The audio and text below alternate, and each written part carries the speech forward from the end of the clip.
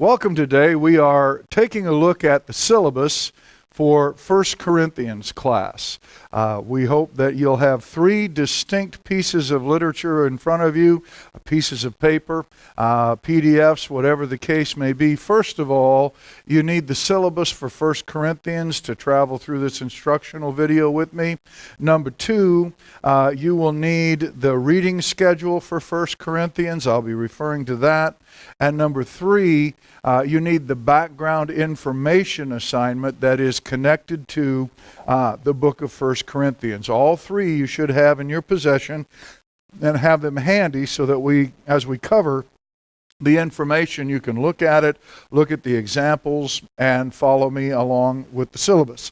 A syllabus is a course description that basically tells us what we hope to or plan to cover during the course of the semester. It also gives us the work outlay for the semester, at least that which is planned. And we always do our very best to estimate, one might say guesstimate, what we're going to do and then let you know in advance. As sophomores or as people that have already taken a course from us as a second year group, a lot of this you've been through, so it's not news to you. You don't have to go through the procedure as strongly as a freshman class might, but at the same time you do need reminders. So let's just take a look. First of all, the course description. This course, 1 Corinthians, is a concentrated expositional study on 1 Corinthians. We will do our best to complete the entire book. However, due to time constraints, some portions of the book may need to be summarized in class lecture as opposed to a detailed study. Now, I can guarantee you that doing 16 chapters of 1 Corinthians in a detailed study is not going to happen. For instance, 1 Corinthians 15 on the resurrection, 58 verses. We're going to have to move through some of that fast.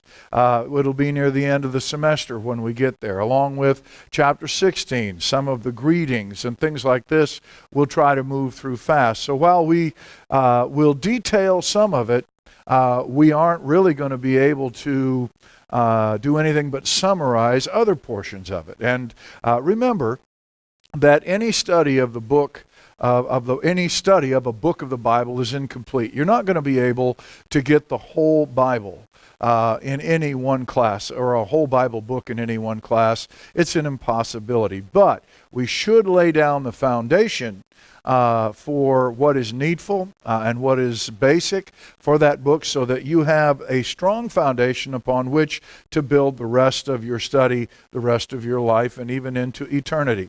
The required texts, we're going to require three texts. Number one, a King James Version Bible. I will teach you from the King James Version. Therefore, all of the clauses, phrases, definitions of specific words that I give you will be from the King James. So I want you to follow along with me. I don't want you to second guess where I am or what I'm saying, and I'm not against a good word-for-word translation. We'll talk about that in a moment outside of the King James Version. But I want us to be looking at the same text together, so you'll need a version of the King James Version Bible. Secondly, you'll need a copy of the Expositor's Study Bible, and this can be for 1 Corinthians, obviously, a New Testament, or you can have the whole Bible, either one. And thirdly, I'm going to ask that you keep a word-for-word translation that is other than the King James Version. On the syllabus, I have three suggestions for you: a New King James Version, a New American Standard Bible, or the ESV, the English Standard Version.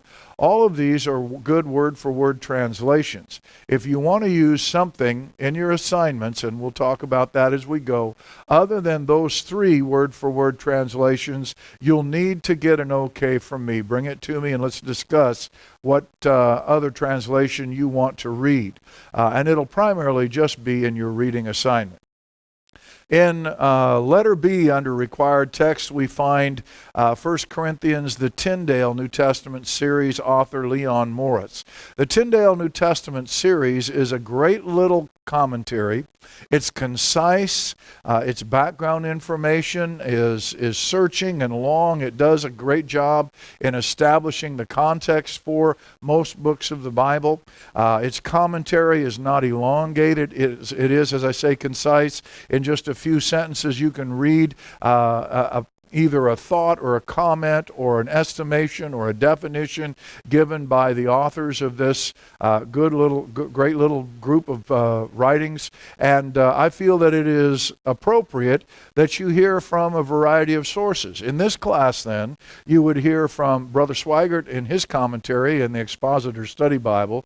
You would hear from me as the lecturer in the course, and you would hear from Leon Morris as you read the concise notes on the Tyndale series. It's not so much reading that it would overwhelm you, and yet it will teach you, I believe, the value that there is safety in a multitude of counselors. And so we want to accomplish that for you as we study together. So these are required texts. You'll have to have them. You buy the Tyndale from us, and everything else I'm trusting you will get on your own. Course requirements. First of all, reading. In order to understand my assignment here, I need you to take a look at the reading schedule for 1 Corinthians. It's a separate sheet, and you should have on it reading schedule for 1 Corinthians. It says this. This is a reading schedule for 1 Corinthians. There will be weekly periodic checks as to the student's progress. So each week we'll check whether or not you've done what this reading schedule has assigned to you. It will be for a grade each week. The week includes 3 read-throughs from the King James Version, 1 read-through from the Expositor's Study Bible, and a 5th read-through by another word-for-word translation. In addition, the correlating chapters are to be read from the Tyndale text. The idea is this, and here's how I would do it if I were you, and I plan on carrying out the same assignment that I'm giving you in regard to reading of 1 Corinthians. On Monday, read 1 Corinthians chapter 1, and you can see the date and the chapter assigned. And sit down and just read it. It'll take you anywhere from 10 to 15 minutes tops, if that, just for a read-through. You're not studying, you're not detailing, you're not taking notes. You're just becoming acquainted with what's in the text. On Tuesday, read it again in the King James Version. On Wednesday, read it again, but now utilize the Expositor's Study Bible and read Brother Swaggart's commentary. You've had several days alone thinking about the text. Now listen to someone as they explain the text, at least in a concise manner. Then on Thursday, you'll go to another version, whatever that is that you've chosen, and on Friday go back to the King James Version. Again, it doesn't matter what the order is, but 3 King James Version, 1 Expositors, and 1 word-for-word translation. 5 times you read chapter 1. Then in the course of that week as well, you're required to cover the Tyndale series and verses, and not verses, but the pages assigned in your reading schedule. So chapter 1 you will read 5 times, and you'll read pages 19 through 55. Now that first read through is a little more extensive, but it also ties into a background assignment that we'll talk about in just a moment. After that, when you go to 9:11, 9:18, 9:25, you're going to find that for most cases, the Tyndale will only be about 10 pages of reading. So don't panic, just look it over. In some cases, such as the week 9:25 and the week 10:16, instead of 1 chapter, I've assigned you 2. This is so that we have time for the material, and I've combined 2 chapters that where one of them was less in number of verses, so that in reality the 2 combined probably won't be as many as some of the individual chapters by themselves. So we keep that reading balanced, we keep it spread out. So once again, how you do it, is up to you, but I hope you're getting the idea. And again, Monday King James Version, Tuesday King James Version, Thursday you can go to other translation or the expositors, and then but do this process every single week. Once a day, read the text. If you go into the weekend, that's fine. It's still up to you. But when we come to class, when we ask you about your reading, the first reading assignment will be due on the 4th of September. And so those dates on your reading schedule are when I will ask you, have you completed the reading for the previous week? On 9/4, I'm going to ask you, did you read? So it's time to get reading, because this is going to happen right away, and then we'll ongo it all the way through the end of the year, or the end of the semester. So the reading schedule is important. By now, those of you that have been in the courses understand the need for note-taking, and that's your next section on your syllabus. We ask you to take good notes in class. If you're here and you're not taking notes either on an iPad or a computer or handwritten notes, I promise you, you're just not serious about learning, because the things that are said that impact you, you need to write down. Now, each professor is a little bit different, and you will learn how he emphasizes things, how she emphasizes things, and you'll learn what notes to take, and especially by the end of the first exam, that'll be clear to you. But note-taking is an important process in learning. So be sure that you are engaged in that and not engaged in texting other people and talking on the phone. If I see phones busy in my classroom, I take them. They're mine until the end of the class. Background assignment, letter C. You have a handout on the background assignment. Please pull that out and look at it. Those of you that have had me for Bible book classes, you already know what I'm going to ask you to do. Establish the background and setting for the book of 1 Corinthians. Utilize the reference section of the library, and in addition to your Tyndale source, look up at least 2 different sources other than the Tyndale. There's good information to be found in study Bibles, Bible dictionaries, encyclopedias, or commentaries. So you can look up the questions or the answers to the questions posed in your handout in any of that. But I want you to become acquainted with the library. Some of you will be getting your information online, and that's certainly good and acceptable. Others of you have purchased programs such as Libronics, Logos, Quick Verse, and you're utilizing that. They are certainly qualified as sources. It's what I use all the time. So what you're going to do is you're going to look up the information that you need to find in at least 3 different sources, at least 3, and then you're going to evaluate what you found and answer these questions. On the back side of your handout, you can see the examples of what I expect to see when you finish this assignment, what it should look like. And I used another student's work in several questions to show you. I'm looking for a paragraph on each question. Now, obviously, Paul is the author, and you don't need to talk about that if you don't want to at length, but you should maybe take a look, see whether or not he was opposed as an author, see if early church fathers embraced the thought of him as the author, etc., etc. All of those things fall into you becoming better acquainted with the book and the setting. Again, when most likely was the book written? You're going to find from your variety of sources that a lot of people don't agree. There's some major division as far as when a book was written. And while we may never come to a finalized conclusion in our lifetime, at least knowing what the options are and why people think what they think about the date, it's important, and it's vital in some cases on how you interpret what's being said and what's being done. Finally, on question number 10, it says list the 3 different sources used. You can see an example of that right there on the page. And again, most of you have done this before, but Holman Bible Dictionary, NIV Study Bible, whatever the case may be. I don't need a works-cited bibliography. I don't need details. I don't need 2 lines of information. I just need the name of your source and the author, or the name of your source and the publisher. And if nothing else, for heaven's sake, give me the name of your source so that I realize that you have, in fact, fulfilled the assignment and looked at a variety of information. You will be required to outline the entirety of 1 Corinthians, 16 chapters divided into 3 paragraphs. I have an instructional video for you, or an instructional, I guess it's an online video that you'll need to go to and take a look at, and we'll give you the web address for that so that you can get, if you have not done this ever before, or maybe you just forgot what my requirements are, then you can go to that website and look at that instructional video. Our study guides and our summaries are going to work hand in hand.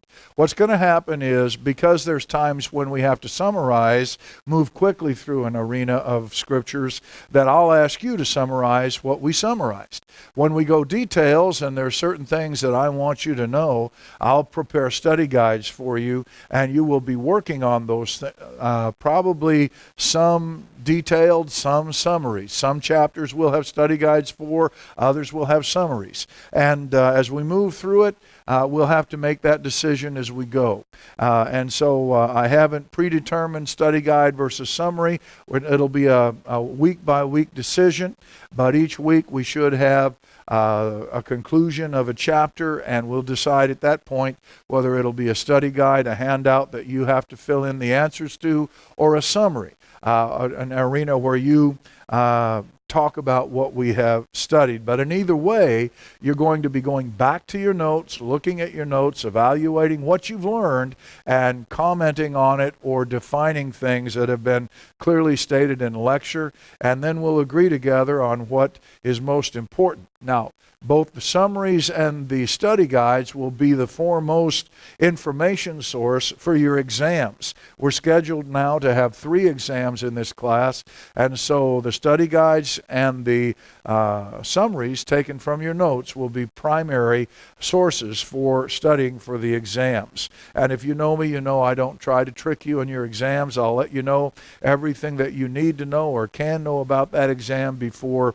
it happens. My grading procedures have not changed. The exams and the outline are 60% of your grade. Reading study guides, other assignments, commentaries, or summaries rather, are 40% of your grade, or any other assignment I choose to give you. I do not look favorably upon a person that just decides, well, I know what the percentages are, so I'm not going to do this assignment, and I'm not going to do that. And that's one of the reasons why I've actually put C in here as my prerogative, and that's to lower your grade or raise your grade for as much as a full grade level, a single grade level. I can take you from a B to an A. I can take you from a B to a C. That is my choice based on your class participation, your class attitude, all of that. I just reserve that right. And most of the time what happens is I use it in this manner. A student has gotten to the place where their grade is maybe a B plus, and I think they have an A minus attitude. And so I'll bump them up to a higher grade because of what they've done.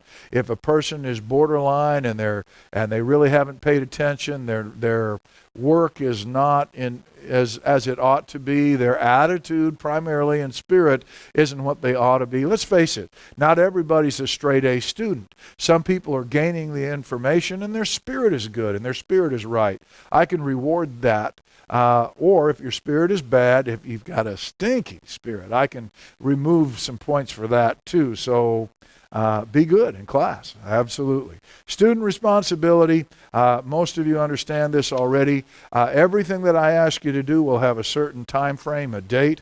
You'll know well in advance when the date is due, when the assignment is due. And what I ask you to do is turn it in at the very beginning of the class on the day that that assignment is due.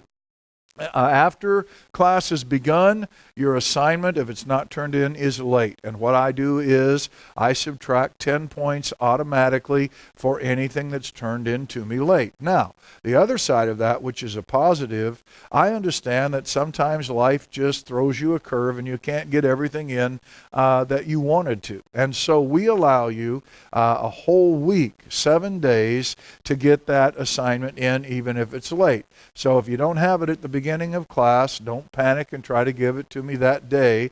Do a good job on it, check it out, do it well, and turn it in sometime before that next week is up. After that week is up, for instance, if I require something of you on a Wednesday morning, then by Wednesday morning the following week, if I don't have your assignment, it's too late. And the problem with this is that a goose egg, a 0, when averaging out your grade, doesn't go far. It hurts extremely so. I'll take 10 points off of your grade, but getting an 85 instead of a 95 is a whole lot better turning something in late than getting a goose egg or a 0.